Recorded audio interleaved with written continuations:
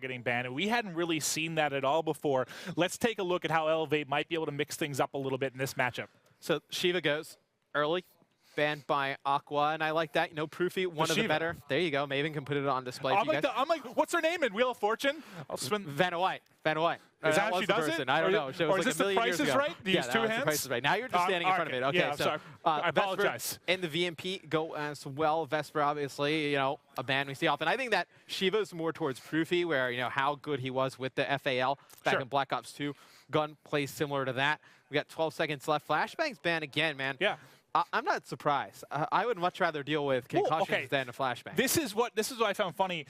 A couple weeks into the game, I'm starting to get hit by flash games in like pubs on Nuketown, getting crushed, so disorienting. I'm like, why do people use concussions? Like, I couldn't figure out why. Like, they were the more popular choice, and apparently over the past couple weeks, there's been a little bit of a shift. They always have been in the history of Call of Duty. Now flashbang, definitely a dominant force. You see rapid fire go as well. High caliber goes a little bit late. Won't be surprised if that one makes it into the series. Let's see what Faccento does here with the last ban or protect. And this anything strike you that would be missing from this one? Well, we had, was this the matchup that we actually saw at the LAN qualifier when they went after Proofy? They banned? Yeah, Proofy was on Luminosity at the time. But sorry, I meant for Proofy. It was Elevate. I was going to talk about the fact that they banned, what was it?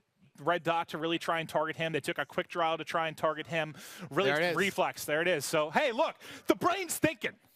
You know, they say old people lose their memories. Definitely not true with that man right there across the stage from me. But going into the specialist draft, you're going to see a Scythe come out from Aqua. You're going to see Heatwave be drafted by Wheats. We got an Annihilator out of Pacman. I'm looking for Pacman to put up some pretty big numbers in this series. Maven had a fantastic LAN qualifier. Came up big for this team in the online portion. Excited to see Pacman play. I think Pacman and Wheats, two of the more deserving players playing in the Pro League. I couldn't agree with you more, man. Fan favorites, guys that have been in the community forever. Certainly people I want to see compete. But as we're looking at French Hardpoint, potentially my favorite game type in the entire game, this one. I mean, is there anything here that's surprising to you? Looks pretty. You have Scythe Annihilator, both sides, not shocking. And then, it's same form. It's same across the board. Something also we should bring up. It's actually going to be Apathy filling for Remy tonight. Remy not able to make tonight's match. I believe he's still I thought it was going to be Aqua that was out 2 weeks. No, he's still on. No, it's Remy. Remy's because away. of the delay, it probably got changed. I think Aqua was supposed to miss the first match or something like that. Yep. So Remy not able to make tonight's match. Apathy subs in for him. Apathy, very talented player. Expect for him to fill into that role nicely. All right, and then we had you guys pick Game 1 winner on Twitter. We wanted to hear your guys' feedback with the hashtag. But before we go into Game 2, which player are you most looking forward to watching in this particular matchup? Who do you think is going to go off? Who stands out for you on either roster as being the key player? Tweet at myself, tweet at Matt, tweet at COD World. Tweet everybody with the hashtag CWL PS4 again. That's CWL exciting. PS4. Yes, I think ColeChan prime for a big game. Okay. Out of the guys on QuestionMark. And on the side for Elevate, probably Nagafen.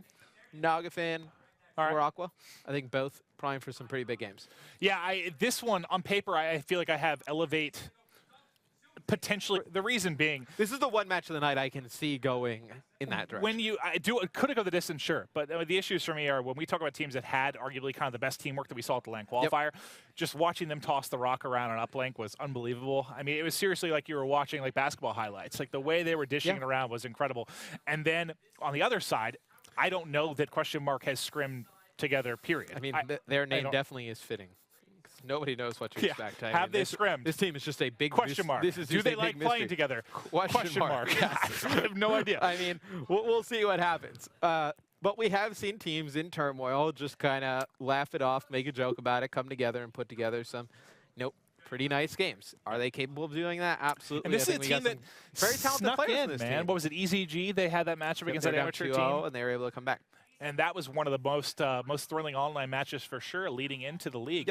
But it looks like we're getting ready to load into things here. Again, Game 1, French Hardpoint. Score limit, 250 points. Time limit, 5 minutes. And the respawn delay, I mean, it's instant. It's going to be delayed here. You die, you come right back. Yeah, you come right back. That's actually, it's so, I hate doing, like if you go from, like the way it is now, if you go Hardpoint, S&D, then into uplink, I'm all right. But if I play a Hardpoint right away followed by an uplink, the spawn delay throws me off entirely. I know. I just want to come back. Exactly. I just want to play. Let me get back to the action.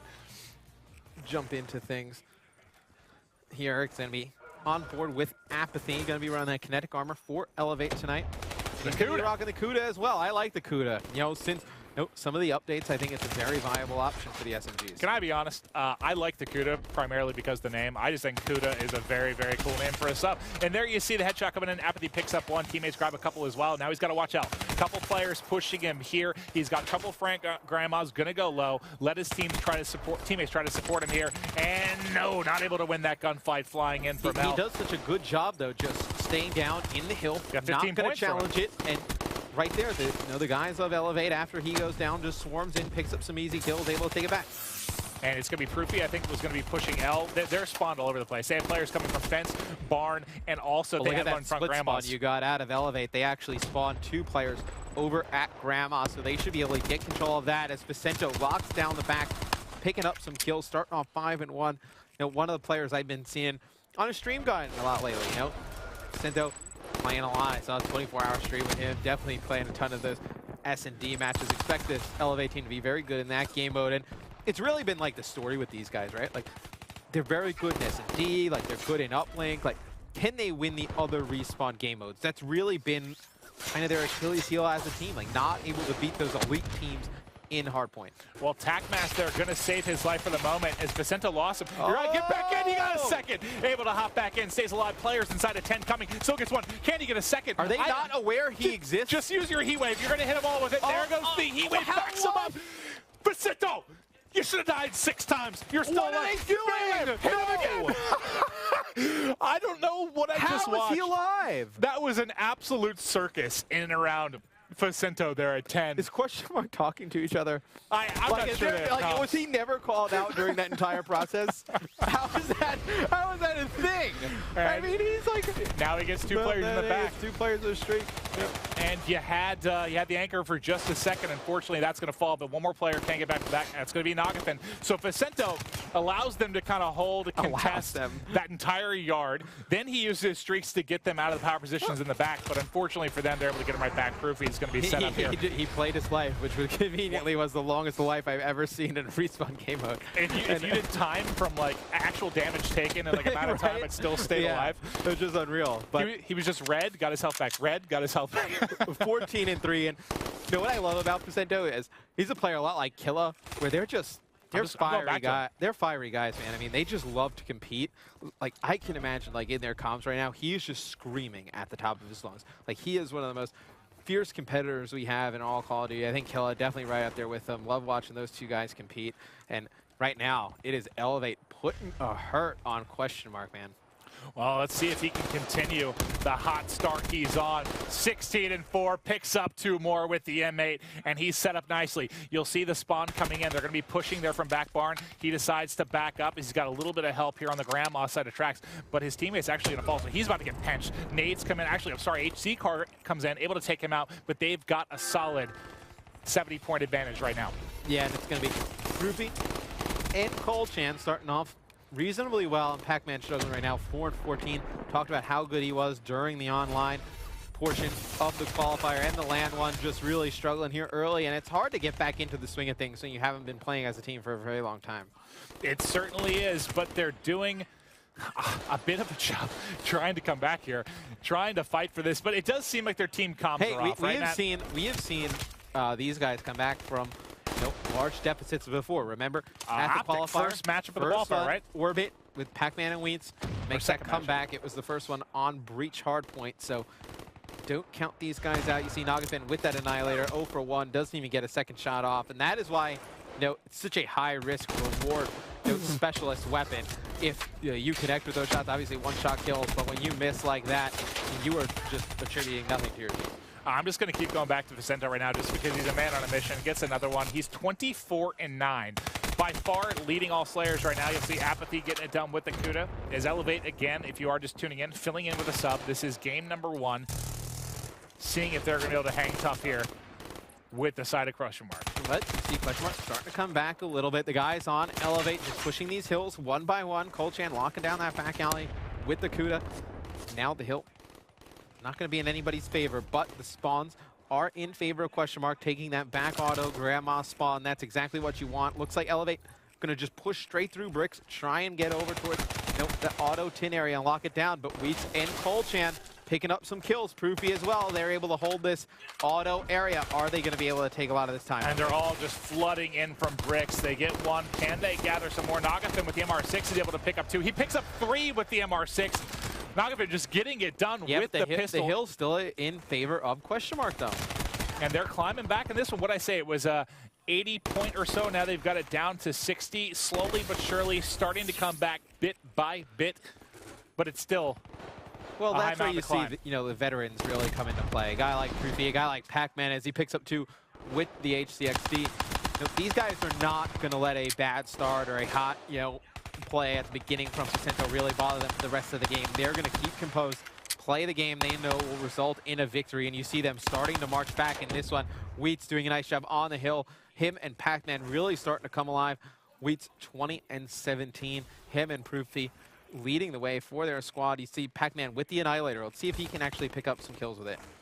All right, let's switch back to Pacman. See if he decides to pull this out. He's going to get caught rotating. He's having a tough game right now, 12-22. Oh, but they've climbed back in it. Spawns. They've definitely gotten back to a degree, but like you said, they have the spawns, they have control. This is the hardest hard point here on French. So when would you like to see Pacman use the Annihilator? Right there as MA basically becomes maybe on tracks, long lines of sight. But do you really make a difference? Like on tracks, like that's a hard point that you think is going to be split. It's so hard to hold. It's very contested. But then again, in game 1, we saw completely locked down. Well, FaZe did a great job pushing it out. Right? Yeah, they really did. Match in the back train, Clay as well, doing a nice job pushing out those spawns, and we see smokes coming in.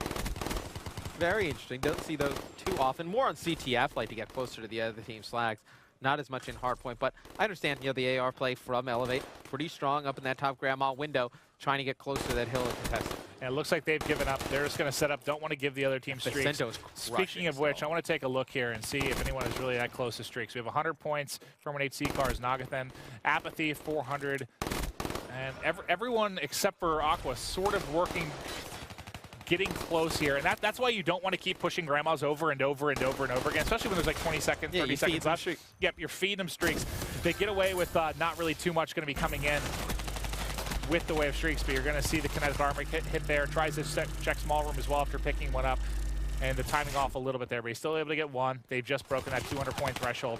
Teammates covering, pushes forward. Apathy and Nagafen getting it done. Okay, is Nagafen only using an MR6? Pretty much. That seems what it seems to be like, right? We saw Faccento with the L car as well. Haven't actually seen the L car in too long. A lot of people went away from that pistol. Okay, no, he actually is. He had an M8 shot lined up there and switched to an MR6.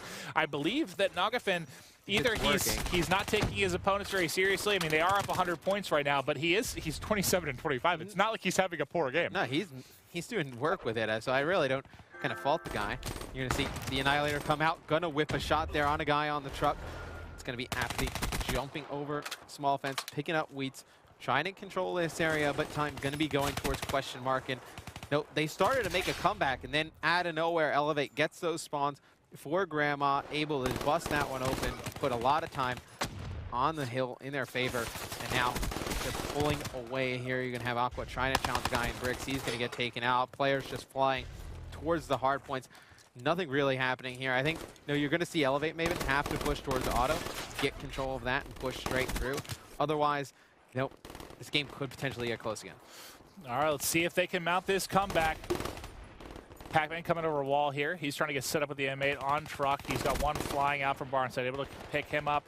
One there on the opposite white truck. Shots on point, able to grab him as well. He's got EMP to work with. Him and ColeChan moving forward a bit, trying to push out those spawns, but not able to take out the player there at fences. Nope, Scythe by Proofy. Set up over in tin, trying to lock this one down. In the next hill, you see an RC flies at him. Doesn't need to get blown up. Nagafen able to take out Wheats behind him, so big kills by Apathy and Nagafen there, and Faccento still the one, though, on top of the leaderboards in the slaying department, 41-26. See ColeChan trying to fly around the back. Elevate could end it here. Maven, you see the AR play in the hill, just being way too strong for QuestionMark right now. Nagafen getting an assist there. Apathy finishing off that kill. Aqua doing a nice job as well, trading some kills. 2 points away, 1 point away.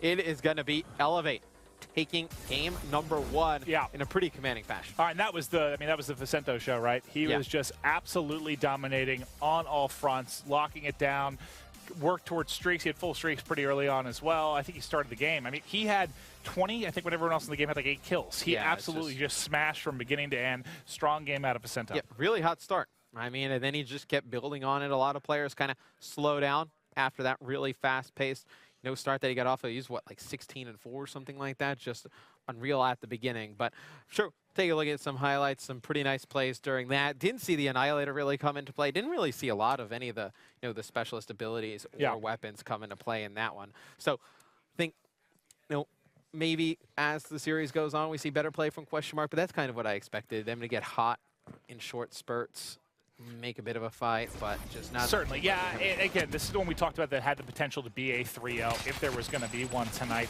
And he saw Faccento. He had the L-Car, he had the M8, just absolutely crushing with that, getting pushed. And this is where he survived for about 45 seconds with the Kuda. Just wild plays coming out of him. Yeah, that was one of the crazier plays we've seen. I mean, the clay play where he just got kind of lost. They kept running around in a circle, but I think the Faccento play, definitely one of the big ones of the night. You saw Aqua with the Scythe do some nice things. Proofy trying to get that auto area with the Scythe at the end. Wasn't able to do so, but good start from Elevate. Kind of what we expected. It's honestly what I expected at QuestionMark. Yeah, with no ban and protect, it changed a ton. Now with this added to it, you got to think it's going to be that much more diverse over the course of the game. So Proof bans a Vesper at the beginning. You see Nagafen not afraid to use those pistols. He's going to get rid of Overkill. That's actually probably one that Elevate is very comfortable getting rid of, as we saw how good Faccento and Nagafen. Faccento with the L-Car, Nagafen with the MR6R with the pistols.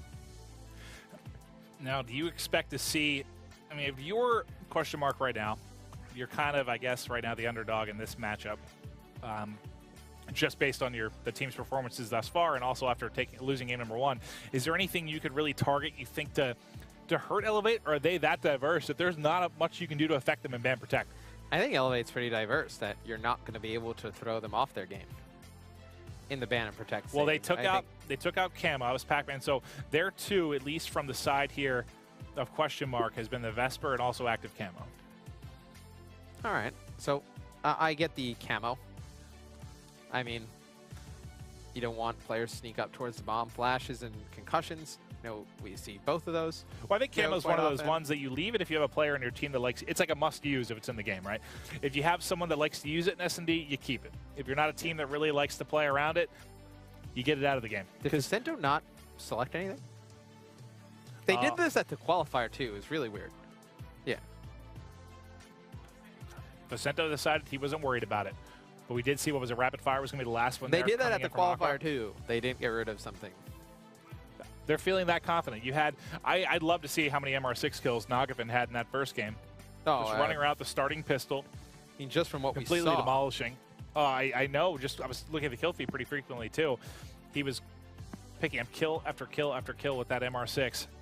But now through the specialist draft, let's take a look. There we go. Vision we see a Pulse Psychosis. Goes for either side, and then Pacman. Finally, Psychosis getting some love here in S&D. ColeChan then going to go with Kinetic Armor as well as Apathy on the other side. Kinetic Armor is such a good choice for S&D. I mean, we saw just what Attach did in it on that Hunted game. See Wheat's locking in Heat Wave, and then we're going to see Glitch first time today as well. I love me some Glitch. I'm awful with it.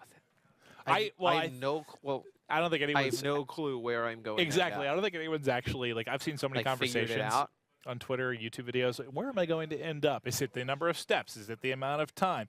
Does it take into vertical distance? It's crazy where people will end up sometimes. I've hit it. I think I'm going to be in one spot, and I'm on a wall on another one, and I'm like, okay, I have no idea where I am or how I'm about to win this. But yeah, I mean, it leads to some of the. I mean, when it works, it works great. It's like your highlight specialist, right? Yeah. The one where you can have the big plays. But I think is that part of the reason it's not used sort of like Psychosis? We talked earlier about Psychosis used to be very, very popular. Yep. It was used in pretty much every single game mode. It's kind of taken a back seat to some of the others just because there is, again, that random factor, like Carmine Jones going to run backwards off the map potentially. And when you talk about Glitch, I mean, that's the definition, at least, okay, I'm sure there is some Treyarch algorithm that breaks down T minus speed over time, square root of it's probably evil, really easy and figures out exactly really where you're going to end up. But nobody's probably done it correctly. No, we don't have it figured out exactly. So I think that little bit of a random factor, is part of a reason it's probably not as consistent sometimes to be picked. But we've seen some players do some really nasty stuff. Oh, yeah. Yeah, some of the craziest plays have been with Glitch. I won't count it out. I mean, it's definitely something you want to use, but is it as reliable as some of the other specialists? Like, okay, what? active camo. Okay, give me a versus one. Well, active camo is like gone. a guaranteed kill. Active camo's gone. Oh, you mean in in general? In this particular game? Well, I mean, let's talk about this particular game. What would you have rather seen him select? Well, what was the difference in these two teams? It was Psychosis and Glitch. I just told you. Oh, so that's the problem. That's why I was like, why am I having trouble with this? Well, those are the two that I'm talking about. So you mean from the ones not in this game? Right. Even I think I'd even take Overdrive, even though you have we've talked about the potential of the G slide and how it's kind of taken away, I guess, the usefulness to a degree of Overdrive. I still think I might maybe Overdrive is a bit more reliable. I think Overdrive it's not as much. You want to go for that thing. It's going to be kind of a guaranteed kill. Aqua's a bit of a flashy player. You'd kind of say Glitch fits what he would want to do. That's true. That's true. Make some highlight reel type plays. But Breach SND coming up next. Your new Search and Destroy. First to 6 rounds, 5 seconds to plant the bomb, 7.5 seconds to defuse the bomb. So definitely going to have to pay attention to that clock once we get around those objectives. And this, again, one of my favorite S&D maps. This one, we'll see. I think we saw a decent amount of focus towards A in the last game. Usually, we did. We saw an odd amount of action towards A in that first one. Usually it's going to be pretty much locked in on B right now as we're just waiting on everyone to get spawned in. I don't know that Faccento's gotten in the game yet. Now, Faccento's going to time out, and a player is going to drop off the map. Yeah, it showed he was having connection issues pretty much to start this one. We'll make sure we can get Faccento back in. He was in the lobby. I think he's had trouble connecting. So hard from game 1. Think that's what it was? Yeah, his internet just... It's like, dude, I've been working He used too much. I've been working too hard. bandwidth. Too much bandwidth. He's data capped. Unfortunately, yeah, he's playing at what? He's connected to like the 4G on his cell phone. You still like 200 megs per burst. But yeah, we're just going to have to restart this one. Unfortunately, some technical issues for Faccento as we launch right into the match, never actually able to get in there. I know there's varying rules on what happens if somebody drops mid-match and stuff, but we hadn't even really started yet. Faccento couldn't get into the game. So we're going to take steps to get him back in here. Hopefully everything starts great. But again, for this one, if you haven't, this was before match 2, but if you still want to join in the party, you're welcome to. Well, for the second overall match, that is, it's the hashtag CWL PS4. You're picking for the player you really think is going to go off in this one. Let us know who you think is going to be the main player. Faccento did a good job in game 1. Yeah, that's true. If he can make it into game 2, okay, I take it back. I take it back. Recommend everyone. Why would you not say Faccento? Who else are you going to pick in that game? Well, Nagafen using the pistol. You got to take Faccento. That's kind of cool. Faccento had like 100 kills. Yeah, Faccento had a lot of kills in game number 1. I think, 42, I think he ended up. It's a little bit cheating. Like, you see game number 1, and then, who do you think is going to be the star player? I just promoted cheating. Maybe a guy who basically had 50 kills in game 1. I just promoted cheating. You just promoted cheating. I believe that is against the CWL rules. All right, well, the countdown is on. We're going to give this a second try to hop into the game here. S&D Breach. Again, if you did miss game 1, it is Elevate able to take that in very commanding fashion. Can they work towards this sweep? I think they certainly have potential to do so. They're just firing back through, I believe, the specialist draft before they're going to hop in the game. Yep. Everyone has their classes. We've seen the bans and protects come through. Yep. Going to have that specialist draft. Everyone pick who they had, then get right back in the game. Should just be a matter of seconds here as everyone's selecting. I mean, I hope that you can remember which specialist you had since you selected it 90 seconds ago. Yeah, I mean, my memory sometimes there's some people who can't remember stuff like that. You have an awful, well, I mean, sometimes, like, shockingly, like, sometimes your memory's good. Sometimes it's like you can't even remember what we had for lunch. I have very selective hearing, and I think that results in very selective memory. He is the most frustrating person to work with on the planet. There are some times where we'll be having a conversation, and I'm like, hey, like, what do you think about this? And it's just silence. Because in my head, 10 minutes later, he asks me the same question I asked. Because in my head, I'm doing something completely different. I'm either thinking about something else or watching something on my monitor. I'm not a very good listener. I'm sorry, Matt. I'll try to be better, bud. That's why all your relationships are doomed forever. But whoa! Breach, search, and destroy. That's probably true. That's all right, here we go. Sorry, Cat. Game number 2. Game number 2 going underway. Oh, I'm getting slapped for that. All right, here, let's kick off the action.